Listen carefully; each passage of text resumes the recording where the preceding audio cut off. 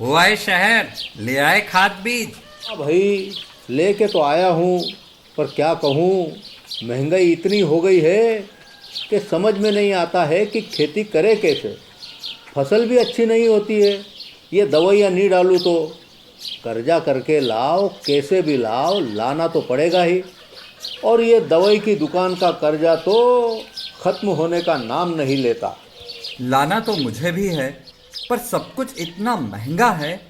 कहाँ से लाऊं, किससे खरीदूं, किसके पास सही दामों में मिलेगा और क्वालिटी उत्पाद भी मिलेगा या नहीं। अपनी फसलों की सही दवाओं के लिए दूर दूर तक शहरों में जाना और दवाओं को लाना पड़ता है। फसलों के लिए दवाएं सही है या नहीं, ये जानकारी भी नहीं होती। फसलों की कटाई पर सही दाम मिलेंगे या नहीं, इन तमाम मुश्किलों से दूर होने के लिए आइए खेती बाड़ी केंद्र। खेती बाड़ी केंद्र एक ऑनलाइन सेवा केंद्र है जिससे आप अपने मोबाइल के द्वारा जुड़ सकते हैं, जहां आपको अपनी खेती के लिए सही प्रकार की दवाएं मिलेंगी, वो भी होलसेल मूल्य पर। वो सभी दवाएं सीधा निर्माता से लेकर आप तक पहुंचाते हैं, यानी कि बीच में होने वाले सारे खर्च की बचत आपकी जेब में। साथ ही साथ दवाओं को लाने और ले जाने की झंझट से भी छुटकारा। अपनी मुश्किलों को दूर करने के लिए आप खेती बाड़ी केंद्र पर एक मिस कॉल करें। खेती बाड़ी केंद्र का किसान मित्र आपसे तुरंत संपर्क करेगा और आपको सभी जरूरी जानकारी देगा। खेती बाड़ी केंद्र की फ्रेंचाइजी लेकर खेती बाड़ी मित्र बनिए और किसानों की सेवा कर देश की तरक्की में भागीदार बने। आज ही संपर्क करें नीचे दिए गए नंबर पर और खेती बाड़ी केंद्र से जुड़े। ये है खेती बाड़ी केंद्र ऐप। अच्छा, किसानों की सरदारी, उन्नत खेती बाड़ी। खेती बाड़ी केंद्र, देश के अन्नदाता की दुकान। जम्मू कश्मीर में एक बड़े घटनाक्रम में अलगाववादी नेता सैयद अली शाह गिलानी ने पृथकतावादी संगठन हुर्रियत कॉन्फ्रेंस से दिया इस्तीफा। एक वीडियो और प्रेस बयान में गिलानी ने कहा, हुर्रियत के वर्तमान हालात को देखते हुए संगठन से अलग होने का लिया फैसला।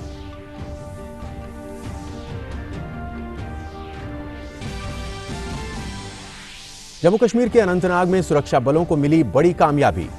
हिजबुल मुजाहिदीन के डोडा डिस्ट्रिक्ट कमांडर मसूद समेत 3 आतंकवादी ढेर। डोडा जिला अब पूरी तरह आतंकवाद से मुक्त।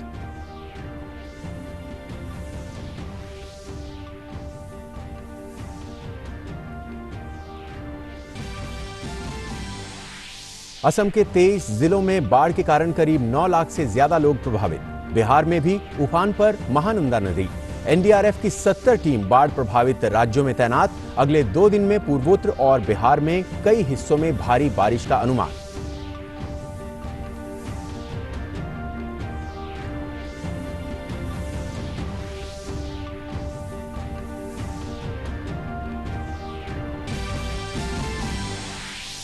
महाराष्ट्र में पूरी तरह खत्म नहीं होगा लॉकडाउन, बल्कि चरणबद्ध तरीके से मिलेगी छूट। कल से गुवाहाटी में लागू हुआ 14 दिन का पूर्ण लॉकडाउन, तो वहीं मणिपुर में भी 15 जुलाई तक बढ़ाया गया लॉकडाउन।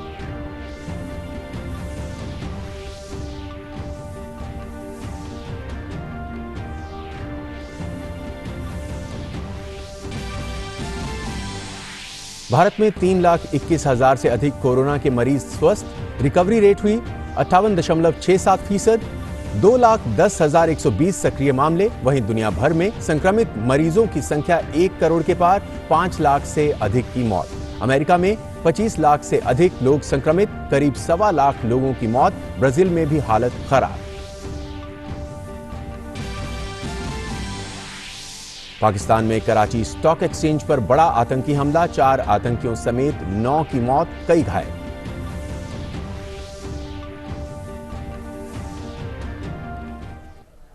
नमस्कार और अब देखते हैं समाचार विस्तार से।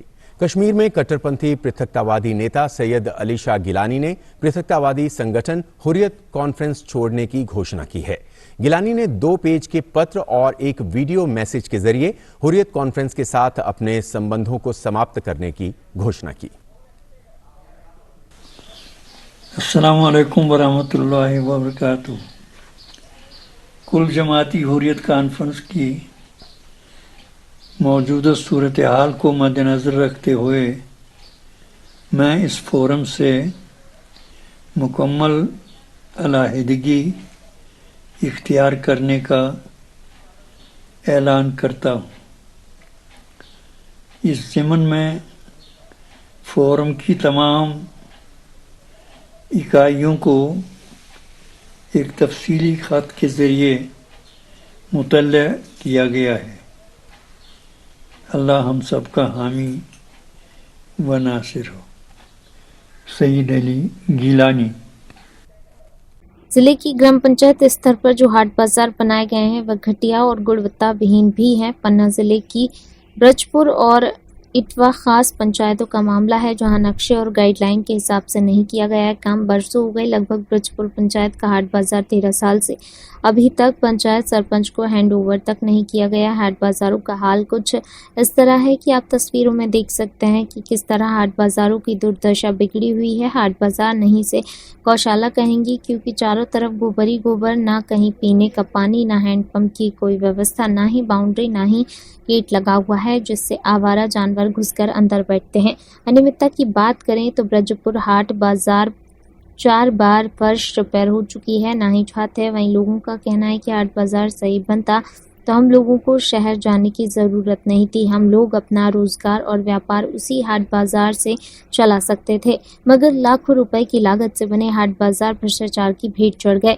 कार्रवाई की बात की जाए तो सिर्फ कागजों में लीपापोती कर दी जाती है। शासन प्रशासन के अधिकारी कर्मचारी इस रोड से आए दिन निकलते रहते हैं, मगर दुखी हाट बाजार की स्थिति नहीं दिखाई देती है। ब्रजपुर के पूर्व सरपंच अश्विनी जी का कहना है कि बाजार की गाइडलाइन के हिसाब से बनना चाहिए और ठेकेदारों के खिलाफ कार्रवाई होना चाहिए। पूर्व सरपंच ब्रजपुर, ये हाट बाजार करीब 15 वर्ष पहले स्टार्ट हुआ था और यहाँ पे काम जैसे ही शुरू हुआ घटिया मटेरियल यूज़ होने लगा।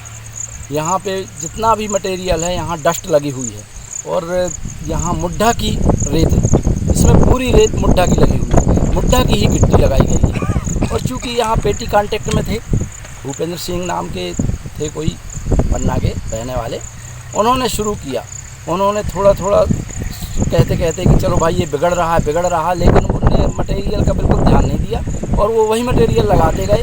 और इसके बाद उन्होंने टीन सेट लगाया कंडूल पाइप, जिससे अगर वो लगा रहता और बाजार लगने लगती तो ज़रूर आदमी नुकसान हो जाता। लेकिन भगवान ने ऐसी कृपा है कि ये बाजार लगी नहीं, क्योंकि ये पूरा तैयार ही नहीं हुआ और ना ही आज तक इसमें कभी लगी है। अब तो पशु बैठते हैं और बकरियां बैठती हैं, इसके सिवाय कुछ नहीं होता है। गाँव को नाम है टोआ खास और हमारा नाम है लक्ष्मी बाई। और कहते को सब व्यवस्था बनना चाहिए और घेर के बाउंड्री बनना चाहिए, हैंडपंप लगना चाहिए और बाथरूम भी बनना चाहिए, लेटरिन भी बनना चाहिए, सब व्यवस्था बनना चाहिए। बहुत लेटरिन डरी है, गाया पूरी घुस जाती है, पूरा खुला डरा है यहाँ पर। और है तो तुम कुछ नहीं कराते ही नहीं बना है। नहीं, हमें तो यहाँ अच्छी व्यवस्था चाहिए, अच्छी है बन जा, पूरा घेर के मानो बाउंड्री बन जाए तो व्यवस्था बन जाए है तो घटिया बनो है पर। और बना कैसा है? बना जो इतने पर घटिया बनो है कि बनो सब दौड़ा सब गोरू गाय सबको सब जा रहे उधर लेटरिन पर ही हूँ, अगल को गंदो है सब थोड़ी होना चाहिए। 6 माह पहले पुलिस द्वारा ऑपरेशन भूमाफिया चलाया गया था, जिसमें मुख्य रूप से जीतू सोनी को आरोपी बनाया गया था। वहीं ऑपरेशन क्लीन के तहत पुलिस इससे लंबे समय से खोज रही थी, जिस पर 50 से अधिक मामले दर्ज किए गए थे, जिसमें कई संगीन आरोपों के तहत मामले दर्ज किए गए थे। वहीं प्रशासन द्वारा कार्रवाई करते हुए जीतू सोनी द्वारा संचालित होटल व पब तोड़ दिए गए थे, जिस पर जीतू सोनी ने अवैध साम्राज्य जमा रखा था। उसके बाद से ही जीतू सोनी की तलाश पुलिस कर रही है। आईजी विवेक शर्मा के मुताबिक पुलिस की अलग अलग टीम जीतू सोनी की तलाश कर रही थी। वहीं 2 दिन पूर्व जीतू सोनी के भाई महेंद्र सोनी को भी गिरफ्तार कर लिया गया था। वहीं मुखबिर की सूचना के आधार पर पुलिस ने गुजरात के अमरोहा क्षेत्र से जीतू सोनी को गिरफ्तार कर लिया। पुलिस के मुताबिक जीतू सोनी के पिता की आज पुण्यतिथि थी, जहां शामिल होने जीतू सोनी पहुंच रहा था। उसके पहले ही पुलिस ने जीतू सोनी को धर दबोचा। फिलहाल जीतू सोनी के अन्य साथी, जिसमें उसका भतीजा, भाई व अन्य लोग अभी फरार हैं, जिनकी तलाश पुलिस कर रही है। फिलहाल जीतू सोनी को कोर्ट में पेश किया जा रहा है। वहीं जीतू सोनी से कहीं और राज अब सामने आएंगे। अनलॉक 1.0 के साथ साथ अपराधी सक्रिय ना हों, इसके लिए एक विशेष मुहिम चलाई गई थी कि लॉकडाउन ख़त्म होने के बाद अपराधियों का लॉकअप में जाना शुरू हो। इसके तहत पूरे जोन में 4 बार में 125 हथियार अवैध जब्त किए गए, 1000 से ऊपर स्थायी वारंटी पकड़े गए, जो कि अपने आप में एक रिकॉर्ड है। फरार भू माफिया, इनको पकड़ने के लिए विशेष दायित्व additional SP crime Rajesh Dandotiya के नेतृत्व में क्राइम ब्रांच की टीम को दिया गया था, जिनके द्वारा पिछले कुछ दिनों में हैप्पी धवन, चंपू अजमेरा, इनको गिरफ्तार करने में सफलता हासिल की गई। इसके पश्चात कुछ ही दिन पहले गुजरात में रेड के दौरान महेंद्र सोनी को, जिनके ऊपर 10,000 रुपये का इनाम था, उसको भी पुलिस पकड़ने में सफल रही, जिसके बाद सारा ध्यान 45 से ऊपर मामलों में फरार 1.5 लाख से ऊपर के इनामी जीतू उर्फ जितेश सोनी के गिरफ्तारी के लिए केंद्रित किया गया। अभी कुछ दिन पहले जो रेड में महेंद्र सोनी पकड़े गए थे, उसी समय जीतू सोनी वहां से भागने में सफल हुआ, परंतु पुलिस ने हिम्मत नहीं हारी और लगातार अपना ध्यान पहले की तरह केंद्रित रखा और हमारे द्वारा पुनः पूरी चीज़ को रिव्यू किया गया और टीमें अलग अलग जगह पे भेजी गई। आज सुबह हम लोग जीतू सोनी को पकड़ने में सफल हुए हैं। अमरेली ज़िले से गुजरात में इनको गिरफ्तार किया गया है। पुलिस के पास सूचना भी थी कि इनके पिताजी की पुण्यतिथि है और उसके अलावा हमारा दूसरे इंटेलिजेंस सोर्सेज से भी हमारे को इन्फॉर्मेशन वेरीफाई हुई। इनको पकड़ के यहाँ पर लाया गया है। अभी रिमांड ली जाएगी। 45 केसेस इनके अगेंस्ट हैं, जिनमें कि अभी ये फरार थे और इसको अरेस्ट करने के बाद रिमांड के दौरान विभिन्न थानों के द्वारा जो विवेचनाएं की जाएंगी वो सही तरीके से हों, जो एविडेंस इनसे कलेक्ट करना है वो सही से कलेक्ट हो, बयान वगैरह सब चीज़ें जो भी रिकॉर्ड होनी है वो समय पर हों, जो बेल वगैरह की जो अपोजिशन की कार्रवाई है वो भी एक प्रोफेशनल तरीके से हो। इसके लिए एक एडिशनल एसपी के नेतृत्व में इन्वेस्टिगेशंस की प्रोग्रेस को सुपरवाइज करने के लिए एक टीम गठित की जा रही है। क्राइम ब्रांच के द्वारा ये जो कार्रवाई की गई है ये निश्चित ही बहुत ही प्रशंसनीय है और इसमें श्री राजेश दंडोतिया और उनकी पूरी टीम बधाई के पात्र हैं। इसमें डीआईजी हरिनारायण चारी साहब ने लगातार इस मामले का सुपरविज़न किया है। इसमें न केवल फील्ड टीम बल्कि साइबर टीम्स, हमारे जो फील्ड के जो थानों के भी जो कर्मचारी हैं उन्होंने भी बहुत लगातार निरंतर इसमें मेहनत करी है और आगे आने वाले दिनों में जो बाकी फरार भू माफिया हैं उनको भी हम शीघ्र ही गिरफ्त में लाएंगे, ऐसा हमारा प्रयास रहेगा। तो अलगाववादी नेता सैयद अली शाह गिलानी ने हुर्रियत कॉन्फ्रेंस से इस्तीफा दे दिया है। खबरों में आगे बढ़ेंगे। जम्मू कश्मीर में तड़के सुरक्षा बलों को बड़ी कामयाबी हाथ लगी। केंद्र शासित प्रदेश के अनंतनाग जिले में सुरक्षा बलों और आतंकियों के बीच चल रही मुठभेड़ में 3 आतंकी ढेर हो गए। पुलिस के मुताबिक मारे गए 3 आतंकियों में से 2 लश्कर तैयबा से जुड़े हुए थे, जबकि तीसरा आतंकी मसूद हिजबुल मुजाहिदीन का डोडा डिस्ट्रिक्ट कमांडर था। जम्मू कश्मीर पुलिस के मुताबिक मसूद के मारे जाने के साथ ही जम्मू जोन में स्थित डोडा जिला पूरी तरह से आतंकियों से मुक्त हो गया है। मारे गए आतंकियों के पास से एक AK-47 और 2 पिस्तौल बरामद किए गए हैं। अनंतनाग के कुलचोहर इलाके में एनकाउंटर जम्मू कश्मीर पुलिस और सेना का संयुक्त अभियान था। भाजपा नेता और केंद्रीय मंत्री हरदीप सिंह पुरी ने आज लद्दाख के लिए पार्टी की जनसंवाद वर्चुअल रैली को संबोधित किया। पुरी ने देश के सामने मौजूदा कोरोना संकट और वास्तविक नियंत्रण रेखा पर विवाद के समाधान के लिए कहा कि इन दोनों समस्याओं को हम अपने जज्बे को और मजबूत करके खत्म कर सकते हैं। मुझे पूरा विश्वास है कि देश भर में जो हम आज स्पिरिट देख रहे हैं उससे कोविड का चैलेंज और दूसरा चैलेंज वो हम बहुत जरूर मजबूत तरीके से ओवरकम करेंगे और इससे आपके यहां की जो इकोनॉमिक डेवलपमेंट है वो और भी आगे बढ़ेगी, तेजी से बढ़ेगी। असम में बाढ़ की स्थिति अब भी चिंताजनक बनी हुई है। राज्य के 23 जिलों में 2000 से अधिक गांव, तकरीबन 9.25 लाख की आबादी बाढ़ से प्रभावित है। अरुणाचल प्रदेश और असम के ऊपरी इलाकों में लगातार तेज बारिश की वजह से राज्य की तकरीबन सभी नदियां खतरे के निशान से ऊपर बह रही हैं। पिछले 24 घंटों में बारपेटा जिला बाढ़ से सबसे अधिक प्रभावित हुआ है, जहां तकरीबन 1,35,000 लोग बाढ़ से प्रभावित हैं। राज्य में बाढ़ की वजह से 2 और लोगों की मौत के साथ ही राज्य में बाढ़ से मरने वालों की संख्या बढ़कर 20 हो गई है। प्रभावित लोगों को राहत प्रदान करने के मकसद से राज्य सरकारों ने विभिन्न बाढ़ प्रभावित इलाकों में 193 राहत और बचाव केंद्र स्थापित किए हैं।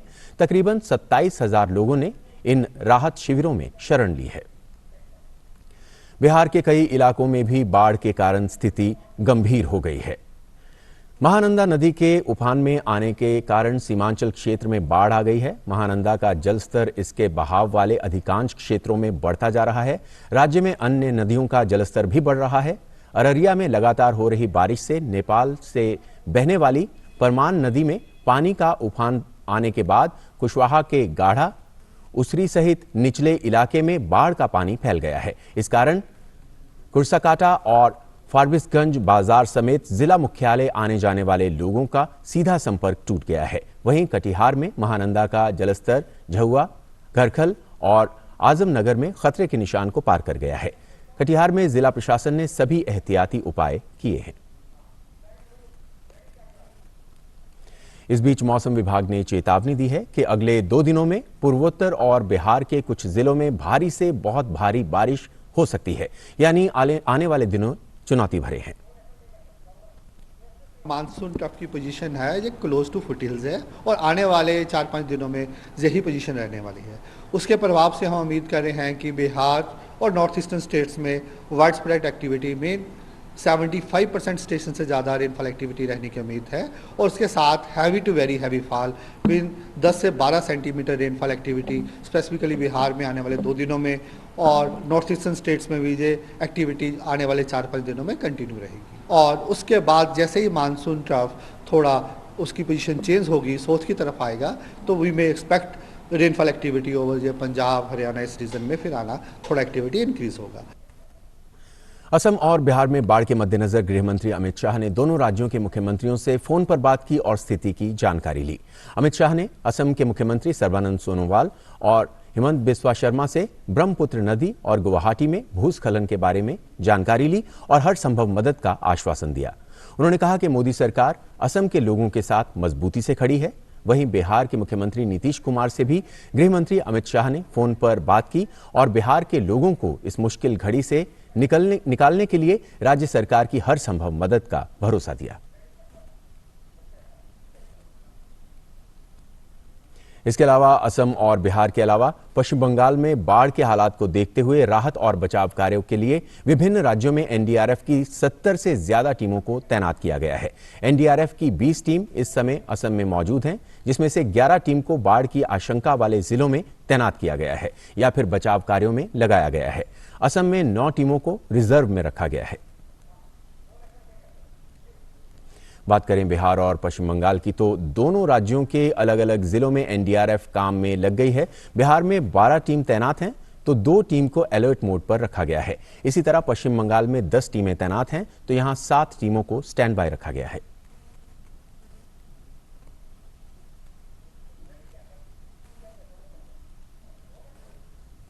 सरकार ने एयर इंडिया के लिए बोली लगाने की समय सीमा 2 महीने बढ़ाकर 31 अगस्त तक कर दी है। यह समय सीमा तीसरी बार बढ़ाई गई है। राष्ट्रीय विमान कंपनी के लिए विनिवेश प्रक्रिया इस साल 27 जनवरी को शुरू की गई थी। एयर इंडिया की बिक्री संबंधी एक्सप्रेशन ऑफ इंटरेस्ट में संशोधन पत्र जारी करते हुए निवेश और सार्वजनिक परिसंपत्ति प्रबंधन विभाग ने कहा है कि कोविड-19 से उत्पन्न स्थिति के कारण इच्छुक बोलीदाताओं की मांग पर समय सीमा बढ़ाई गई है। इसके अलावा सफल बोलीदाताओं को परिणाम की जानकारी देने के लिए अंतिम तारीख भी बढ़ाकर 14 सितंबर 2020 कर दी गई है। विनिवेश प्रक्रिया के अंतर्गत एआई एक्सप्रेस लिमिटेड में एयर इंडिया की 100% शेयर धारिकता और air India status airport services private limited में एयर इंडिया की 50% हिस्सेदारी बेचने का प्रस्ताव भी शामिल है। 2018 में सरकार ने विमान कंपनी की 76% हिस्सेदारी बेचने का प्रस्ताव किया था। मध्य प्रदेश के मुख्यमंत्री शिवराज सिंह चौहान इस समय दिल्ली में हैं और कहा जा रहा है कि कल उनके मंत्रिमंडल का विस्तार हो सकता है। इससे पहले कल दिल्ली में शिवराज सिंह चौहान ने नरेंद्र सिंह तोमर सहित कई बड़े भाजपा नेताओं से मुलाकात की थी। बताया जा रहा है कि चौहान आज भाजपा अध्यक्ष जेपी नड्डा से भी मुलाकात कर मंत्रिमंडल विस्तार पर चर्चा कर सकते हैं। पिछले दिनों शिवराज सिंह ने कहा था कि मध्य प्रदेश में पार्टी अध्यक्ष के स्तर पर नामों पर लगभग सहमति बन गई है, लिहाजा अब केंद्रीय नेतृत्व यानी भाजपा के राष्ट्रीय अध्यक्ष से जल्द दिल्ली में चर्चा कर मंत्रिमंडल का विस्तार किया जाएगा। भाजपा के प्रदेश अध्यक्ष विष्णु दत्त शर्मा ने भी शिवराज सिंह के साथ दिल्ली दौरे पर हैं। इस बीच आज राजभवन से जुड़ी भी एक खबर आई है। यूपी की राज्यपाल आनंदीबेन पटेल को मध्य प्रदेश का अतिरिक्त प्रभार सौंपा गया है। दरअसल मध्य प्रदेश के राज्यपाल लालजी टंडन की तबीयत खराब है और वो लखनऊ स्थित एक अस्पताल में भर्ती हैं। असम में कोरोना केस तेजी से बढ़ते जा रहे हैं। इस वजह से राजधानी गुवाहाटी में 14 दिन का लॉकडाउन लगा दिया गया है। लॉकडाउन का असर भी देखने को मिल रहा है। सड़कों पर सन्नाटा है और बाजार बंद हैं। जगह जगह पुलिस की ओर से बैरियर लगाकर चेकिंग की जा रही है। पुलिस का कहना है कि नियमों का उल्लंघन करने वालों को बख्शा नहीं जाएगा। लॉकडाउन के दौरान शुरुआती दिनों में सब्जी और किराना की दुकानों को लेकर भी कई प्रतिबंध रहेंगे। वहीं तेलंगाना में हैदराबाद के सबसे बड़े थोक बाजार बेगम बाजार के दुकानदारों ने रविवार से 8 दिनों तक दुकानें बंद रखने का फैसला किया है। यहां के कारोबारी संघ का कहना है कि एहतियाती कदम के तौर पर 28 जून से 5 जुलाई तक दुकानें बंद रखने का फैसला किया गया है। कर्नाटक में कोरोना वायरस के बढ़ते मामलों को देखते हुए राज्य सरकार ने एक बड़ा फैसला लेते हुए कहा है कि अगले आदेश तक 5 जुलाई से हर रविवार को लॉकडाउन लागू रहेगा। इसके साथ ही रात 8 बजे से सुबह 5 बजे तक कर्फ्यू रहेगा, जो 29 जून से लागू होगा। तमिलनाडु की राजधानी चेन्नई में 19 जून से 12 दिन का लॉकडाउन लागू है। नए आदेश में आवश्यक चीजों की अनुमति दी जाएगी। इसमें दूध, अस्पताल और अन्य फार्मेसियां शामिल हैं। वहीं मणिपुर में राज्य सरकार ने लॉकडाउन 15 जुलाई तक बढ़ा दिया है। मणिपुर में अंतर जिला बस सेवा का संचालन 1 से 15 जुलाई के बीच जारी रहेगा और इस दौरान कोविड-19 से संबंधित सभी सुरक्षा दिशा निर्देशों का पालन करना होगा। हालांकि इस दौरान अन्य किसी सार्वजनिक परिवहन के संचालन की अनुमति नहीं रहेगी। भारत कोरोना संक्रमण की महामारी के खिलाफ लड़ाई में तेजी से आगे बढ़ रहा है। सरकार की ओर से किए गए प्रयासों से काफी सकारात्मक परिणाम देखने को मिल रहे हैं। हर रोज संक्रमण के सक्रिय मामलों की तुलना में ठीक होने वाले लोगों की संख्या बढ़ती जा रही है। ठीक होने वाले लोगों की संख्या एक्टिव केस के मुकाबले 1,11,000 अधिक हो गई है। देश में इस समय 2,10,120 लोग कोरोना से संक्रमित हैं, जबकि 3,21,722 लोग अब तक इस गंभीर बीमारी से ठीक हो चुके हैं। देश में कोरोना संक्रमण से ठीक होने वालों का दर फिलहाल 58.67% है। भारत में अब कोविड-19 को समर्पित 1,036 डायग्नोस्टिक लैब हैं। इनमें 749 सरकारी और 287 प्राइवेट लैब हैं।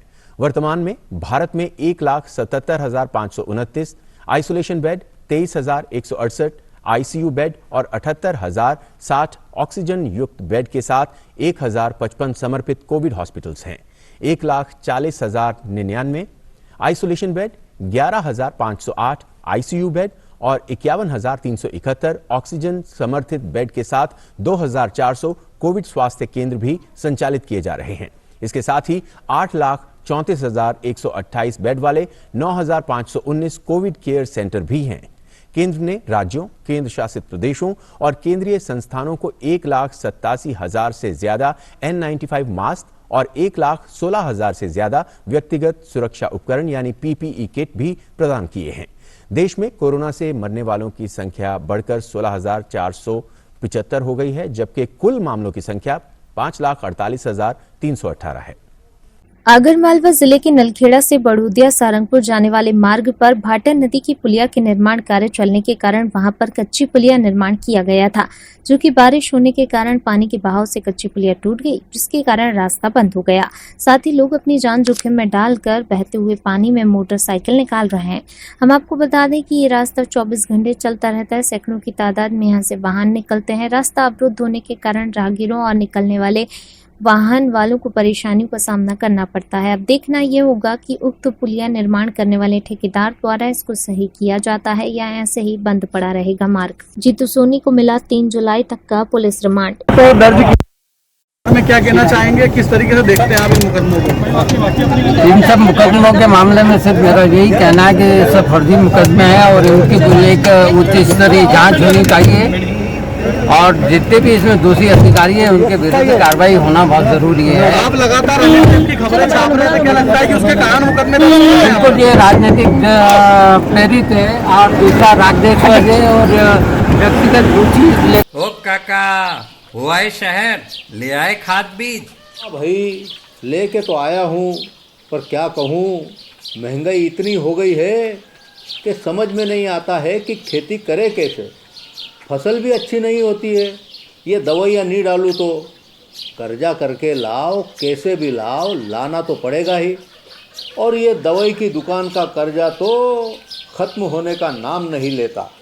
लाना तो मुझे भी है, पर सब कुछ इतना महंगा है, कहाँ से लाऊं, किससे खरीदूं, किसके पास सही दामों में मिलेगा और क्वालिटी उत्पाद भी मिलेगा या नहीं। अपनी फसलों की सही दवाओं के लिए दूर दूर तक शहरों में जाना और दवाओं को लाना पड़ता है। फसलों के लिए दवाएं सही है या नहीं, ये जानकारी भी नहीं होती। फसलों की कटाई पर सही दाम मिलेंगे या नहीं, इन तमाम मुश्किलों से दूर होने के लिए आइए खेती-बाड़ी केंद्र। खेती-बाड़ी केंद्र एक ऑनलाइन सेवा केंद्र है जिससे आप अपने मोबाइल के द्वारा जुड़ सकते हैं, जहां आपको अपनी खेती के लिए सही प्रकार की दवाएं मिलेंगी, वो भी होलसेल मूल्य पर। वो सभी दवाएं सीधा निर्माता से लेकर आप तक पहुंचाते हैं, यानी कि बीच में होने वाले सारे खर्च की बचत आपकी जेब में। साथ ही साथ दवाओं को लाने और ले जाने की झंझट से भी छुटकारा। अपनी मुश्किलों को दूर करने के लिए आप खेती-बाड़ी केंद्र पर एक मिस कॉल करें। खेती-बाड़ी केंद्र का किसान मित्र आपसे तुरंत संपर्क करेगा और आपको सभी जरूरी जानकारी देगा। खेती-बाड़ी केंद्र की फ्रेंचाइजी लेकर खेती-बाड़ी मित्र बनिए और किसानों की सेवा कर देश की तरक्की में भागीदार बने। आज ही संपर्क करें नीचे दिए गए नंबर पर और खेती-बाड़ी केंद्र से जुड़े। ये है खेती-बाड़ी केंद्र ऐप। अच्छा, किसानों की सरदारी, उन्नत खेती-बाड़ी। खेती-बाड़ी केंद्र, देश के अन्नदाता की दुकान।